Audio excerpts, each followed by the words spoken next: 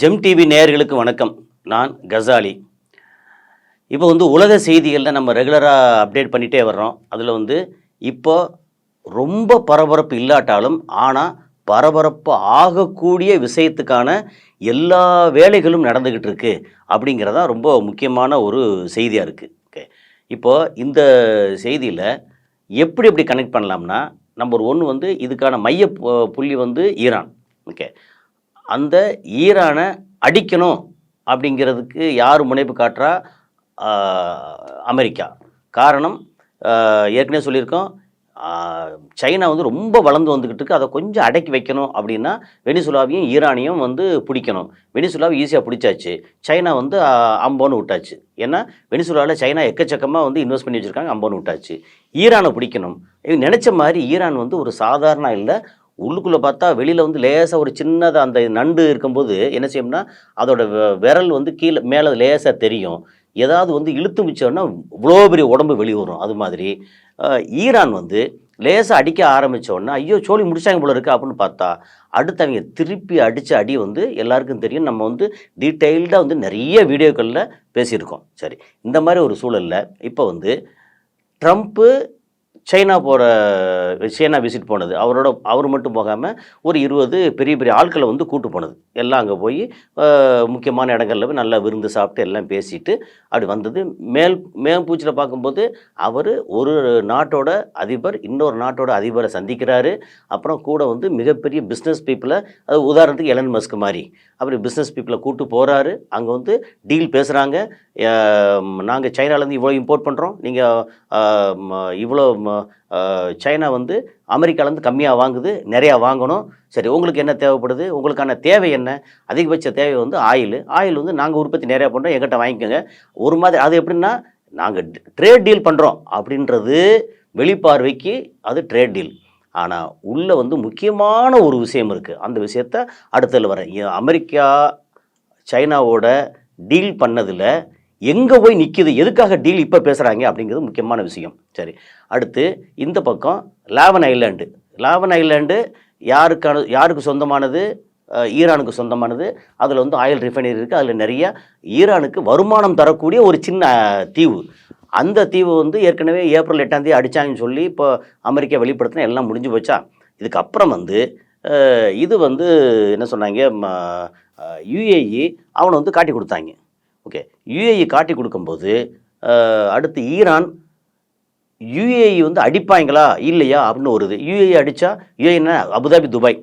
அப்போ Dubai Iran அடித்தாங்க அப்படின்னா அது சப்போர்ட்டுக்கு இஸ்ரேலும் அமெரிக்காவும் வருவாங்க. இந்தியா இஸ்ரேல் அமெரிக்காவுக்கு பேக் பண்ணுவாங்க. இல்லை அபுதாபிக்கு இல்லை துபாய்க்கு இந்தியா சப்போர்ட் பண்ணும். காரணம், இப்போ தான் நம்ம ஜி அங்கே போய் அக்ரிமெண்ட்லாம் போட்டு வந்திருக்கிறாரு. அங்கே ஹர்மோஸ்லாம் நமக்கு தேவையில்லை, ஃபுஜரா வழியாக நம்ம ஆயில் இதெல்லாம் வாங்கிக்கலாம் அப்படின்னு நிறையா பேச்சுவார்த்தை பண்ணி அக்ரிமெண்ட்லாம் போட்டு வந்திருக்கிறாரு. அப்போ என்ன, இங்கே அமெரிக்கா, இஸ்ரேல், யுஏஇ, இந்தியா, இப்படி ஒரு 4 நாடு முக்கியமான பெரிய நாடு. ஏன்னா இந்தியா மக்கள் தொகையில் நம்பர் 1 ரொம்ப பெரிய நாடு. அப்படிங்கும்போது இந்தியா இவங்களோட சேருது. அப்போது இந்த பக்கம் சைனா, ரஷ்யா, வடகொரியா, ஈரான் அப்படின்னு இருக்கு. இப்போது ஈரான் ரொம்ப ஸ்ட்ராங்காக இருக்கிறதுக்கு காரணம், சைனா அங்கேருந்து நிறைய ஆயில் வாங்குது. அதுக்கு பதிலாக ஆயுதங்களும் மருந்து பொருட்களும் அப்புறம் வெடி பொருட்களும் மினரல்ஸும் எக்கச்சக்கமாக கொடுக்குது, சப்போர்ட் கொடுக்குது. ஏன்னா சைனாவுக்கு ஆயில் வேணும். அந்த ஆயில் ஈரான்லேருந்து லோ காஸ்ட்டில் நிறைய கிடைக்குது. அப்போ ஈரானை விட்டு கொடுக்க முடியாது அப்படிங்கிற ஒரு சூழல் இருக்கா. இது இப்படி இப்போது இந்த நடக்கிற விஷயத்தில் 2 விஷயத்தை நம்ம ரொம்ப இதாக பார்க்கலாம். அமெரிக்கா ஈரானை அடிக்க ஆரம்பித்தாங்க. அப்படி அடிக்க ஆரம்பித்து 80 நாளை தாண்டிருச்சு. அமெரிக்காவுக்கு பெரிய பொருளாதார லாஸ். ஓகே, அவங்களோட வீரர்கள் அந்த ஒரு 27 தளங்கள்ல இருந்து சில ஆயிரம் வீரர்கள் இறந்து போனதாக சொல்கிறாங்க. அது வெளிப்படுத்தலை பெருசாக. அப்புறம் ஈரான் பயங்கரமான அடி வாங்கியிருக்காங்க. அதை ஈரான் வெளிப்படுத்திட்டாங்க. 5500 பேர், 6000 பேருக்கு மேலே இறந்து போயிட்டாங்க. பொதுமக்கள் இதுலேருந்து இறந்துட்டாங்க, தலைவர் இறந்தாங்க, எல்லாம் போச்சு. ஸ்கூலில் சில்ட்ரன் 168 பேர் ப்ளஸ் 12 டீச்சர்ஸ் எல்லாம் இறந்து போனாங்க. எல்லாத்தையும் வெளிப்படுத்தியாச்சு, முடிஞ்சு போச்சு. அப்போ ஈரானுக்கு லாஸு, அமெரிக்காவுக்கு பெரிய அளவுக்கு மரண அடி, பொருளாதார லாஸு. அப்புறம் இஸ்ரேல் வரலாறு காணாத அளவுக்கு அவங்களுக்கு பெரிய அடி. ஆனால் ஈரான் அடக்க முடியலை. கப்பல் வழியிலையும் போக முடியல, ஆகாயத்துலையும் போக முடியல, எல்லாத்தையும் அடிச்சிட்டாங்க. தரைப்படை போகணும்னா தரைப்படை உள்ளே போகிறதுக்கு பயப்படுறாங்க. அப்போ ஈரானை எப்படி தான் அடிக்கிறது? ஈரானை வந்து ஏதாவது பாம்பும் போட்டு அடித்து கொல்லணும் அப்படின்னு சொல்லியாச்சுன்னா, சப்போர்ட்டுக்கு சைனா இருக்கான், ரஷ்யா இருக்கான். ரஷ்யா வந்து உக்ரைன் வழியே பார்த்துக்குறோம், அல்லது ரஷ்யா வந்து என்னத்தையாவது பேச்சுவார்த்தை பண்ணி அவளை ஒதுக்கி விட்டுருவோம். எப்படி ரஷ்யாவும் யூதர்கள் மேலே ஒரு பெரிய அளவுக்கு ஒரு நல்ல கருணை உள்ள ஆள். இஸ்ரேலை வச்சு ரஷ்யா வந்து கொஞ்சம் அட்ஜஸ்ட் பண்ணி தள்ளி நிற்க சொல்லிடுவோம். அதுக்கப்புறம் சைனா வந்து ஈரானுக்கு சப்போர்ட் பண்ணால் யாராலையும் தடுக்க முடியாது. சைனா வந்து மிகப்பெரிய பலமுள்ள நாடு. இந்த பக்கம் இந்தியா வந்து ஒதுக்கியாச்சு. அப்போ சைனா மட்டும்தான் பிரச்சனை.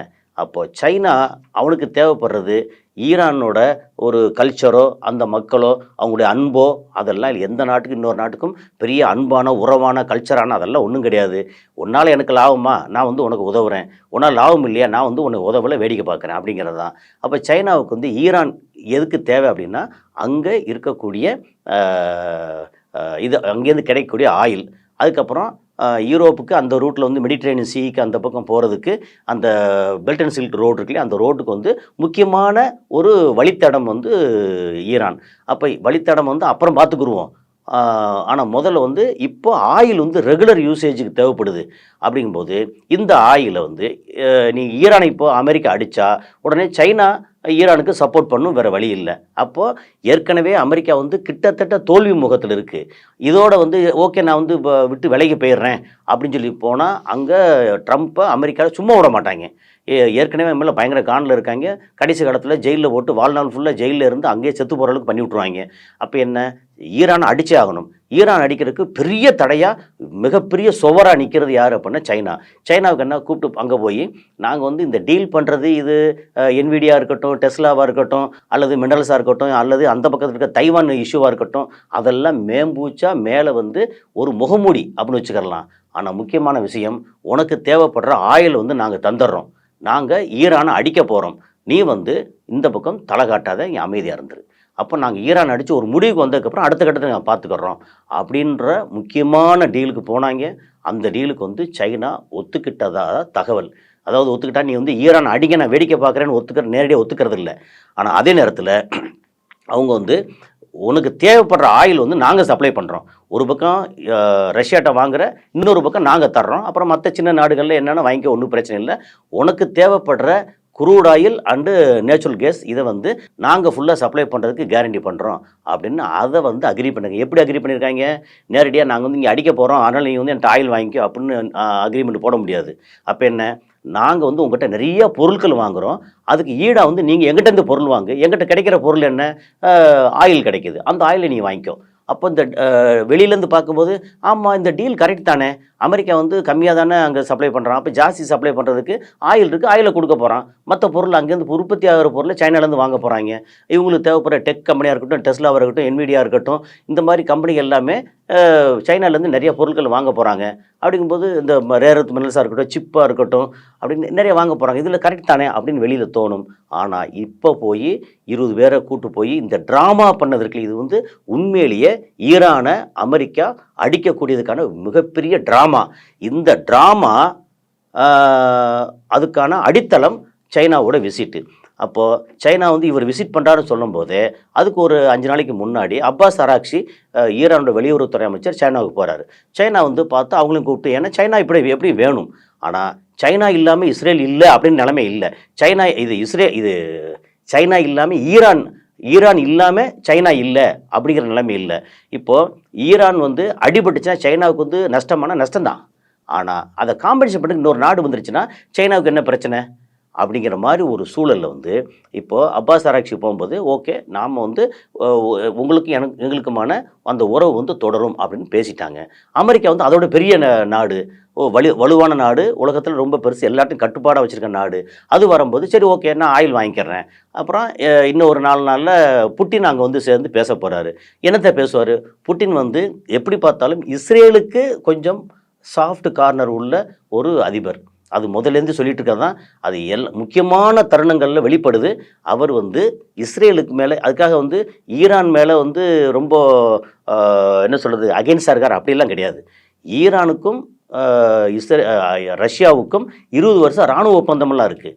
ஆனால் இந்த இவங்க அமெரிக்கா அடி அடின்னு அடிக்கும்போது அந்த இராணுவ ஒப்பந்தம் எங்கே போச்சு? பின்னாடி நின்றுட்டு நான் இன்டெலிஜென்ஸ் தரேன், இது தரேன், தூரத்தில் இருந்து இல்லை வெளியிலேருந்து ஆதரவு தர்றேன் அப்படிங்கிறதா இராணுவ ஒப்பந்தம். ஓகே, அப்படி இல்லை.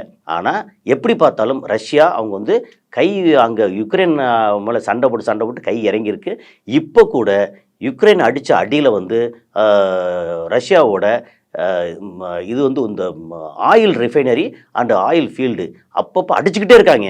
ஏன்னா அவங்களோட உற்பத்தியை குறைக்கணும். என்ன ஐடியான்னா, ரஷ்யாவோட ஆயில் உற்பத்தியை குறைச்சிக்கிட்டே இருக்கணும். அப்படி குறைச்சிட்டே இருந்தால் தான் வேறு வழி இல்லாமல் ரஷ்யா குறைஞ்சிரும், அமெரிக்கா ஓங்கி நிற்கும், அரபு நாடுகளில் இது ஓங்கி நிற்கும். அப்புறம் ஈரானை உற்பத்தி பண்ணாலும் வெளியிலேருந்து இது கொண்டு போக முடியாது, யாரும் வாங்குறதுக்கு ஆள் இல்லை, அப்போ உற்பத்தி பண்ணி பிரயோஜனம் இல்லை அப்படின்னு இந்த ஈரானை கையை உடைக்கிறதுக்கு வேறு வழி இல்லை. ரஷ்யாவை அங்கே அமுக்கணும், ஈரானை இங்கே க்ளோஸ் பண்ணணும், சைனாவுக்கு நாங்கள் சப்ளை பண்ணி கொஞ்ச நாளைக்கு அமைதியாக்கிடணும், அதுக்கப்புறம் சைனாவை ஒடுக்கணும். அதாவது பிளான் லாங் டேர்ம் பிளான். இதுக்கு இன்னொரு 20 வருஷம் ஆனாலும் பரவாயில்ல அப்படின்னு இந்த மாதிரி பிளான் போட்டுட்டு இருக்காங்களா.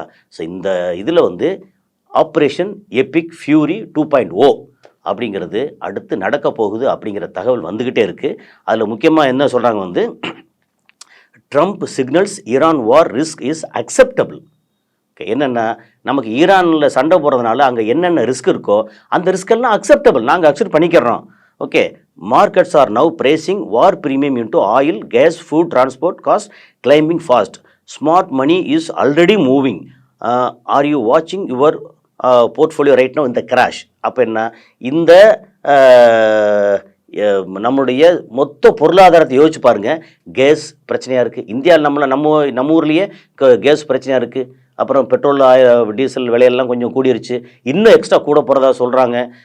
அப்புறம் ஏற்கனவே நம்ம சொல்லிட்டார், நம்ம பிரதமர் என்ன சொல்லியிருக்காரு, ஒரு 7 அம்ச திட்டம் 7 பாயிண்ட்டை போட்டு இதெல்லாம் பண்ணாதீங்க, நீங்கள் வெளிநாட்டுக்கு போகாதீங்க, சுற்றுலா அப்படி போனோன்னா உள்நாட்டுக்குள்ளே போங்க, ஆனால் சொந்த கார் யூஸ் பண்ணாதீங்க, பப்ளிக் டிரான்ஸ்போர்ட் யூஸ் பண்ணிக்கங்க அப்படின்னு சொல்லி, தங்கத்தை 1 வருஷம் வாங்காதீங்க, கல்யாணம் பண்ணாதீங்க, சாப்பிடாதீங்க அப்படின்ற மாதிரி என்னென்னவோ நிறைய சொல்லி முடிச்சாச்சு. ஏன்னா அவங்களுக்கு தெரியும் இவ்வளோ ரிஸ்க் வரப்போகுது. இந்த ரிஸ்க் எப்படின்னா, எனி டைம் அமெரிக்கா ஈரானை போட்டு தாக்க போகுது அப்படிங்கிறது தான் இதோட முக்கியமான சாராம்சம்.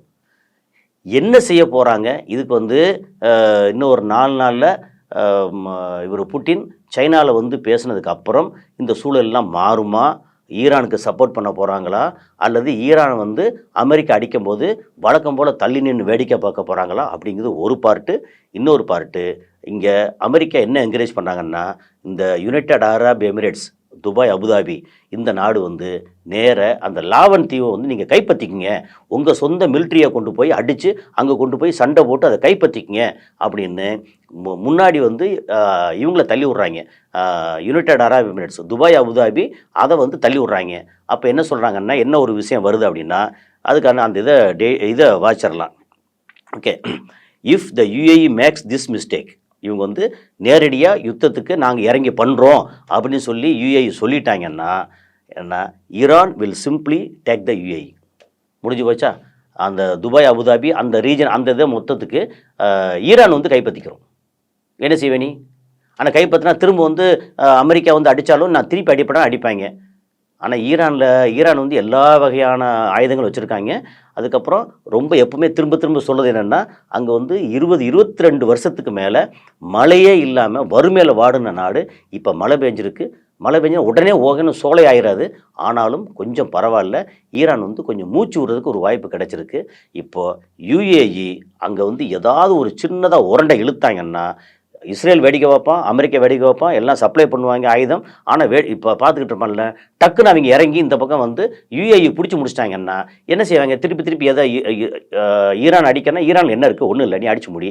யுஏஇ அடிக்கணும்னா அங்கே இருக்கிற துபாயில், அபுதாபியில் இருக்கிற முழு கட்டடங்களும், உலகத்தின் டாலஸ்ட் டவர், உலகத்தின் number 1 manmade island, Jumeirah palm island, அதுக்கப்புறம் லாங்கஸ்ட் ஷாப்பிங் மால், இது அதுன்னு சொல்லி ஏகப்பட்டது இருக்குது. அடித்தா இங்கே தான் பூரா எல்லாம் அடிபடும். அப்போது இதை பிடிச்சிருவாங்க. அது ஒரு பெரிய ரிஸ்க் இருக்குது. என்ன நடக்க போகுது அப்படிங்கிறத நாங்கள் அப்டேட் பண்ணிகிட்டே இருக்கோம். ஆனால் என்ன ஒரு விஷயம், நம்மளுடைய நோக்கமோ நம்மளுடைய விருப்பமோ என்ன அப்படின்னா, அங்கே வந்து எந்த ஒரு பிரச்சனையும் இல்லாமல் அமெரிக்கா வந்து அது எல்லாத்தையும் பொத்திக்கிட்டு அப்படியே தள்ளி போயிட்டாங்கன்னா, இஸ்ரேல் வந்து இந்த பிரச்சனைகள் இல்லாமல் எனக்கு என்னோட இடம் போதுன்னு சொல்லிட்டு ஒதுங்கி நின்னாங்கன்னா, இந்த உலகம் வந்து சுபிட்சம் அடையும் அப்படிங்கிறது தான் நம்மளுடைய விருப்பம். அது அடையணுங்கிறது தான் விருப்பம். ஸோ அடுத்து என்ன நடக்க போகுதுங்கிற அடுத்த காணொளியில் சந்திப்போம். நன்றி.